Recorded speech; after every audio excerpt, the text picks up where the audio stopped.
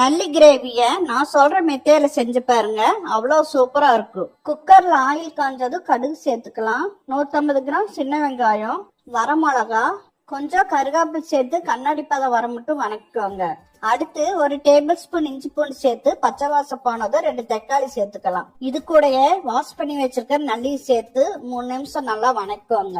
அடுத்து கொஞ்சம் மஞ்சத்தூள், 3 டேபிள் ஸ்பூன் மல்லித்தூள், 1 டேபிள் ஸ்பூன் மிளகாத்தூள், 2 table spoon mutton masala, 1/2 teaspoon சீரகத்தூள், 1/2 teaspoon pepper, 1/2 teaspoon garam masala, தேவையான உப்பு சேர்த்து ஒரு வணக்கலாம். அடுத்து 2 கீப் தேங்காவை அரைச்சு சேர்த்துக்கலாம். இதை மிக்ஸ் பண்ணிட்டு அளவான தண்ணி ஊத்தி 4 விசில் வச்சு எடுத்தீங்கன்னா அருமையான நல்லி கிரேவி ரெடி. நல்லா சுட சுட சாதத்துல இந்த நல்லி கிரேவி ஊத்தி சாப்பிட்டீங்கன்னா அவ்வளவு சூப்பரா இருக்கும். அடுத்த டைம் நல்லி எடுத்தா கண்டிப்பா இதே மாதிரி செஞ்சு பாருங்க.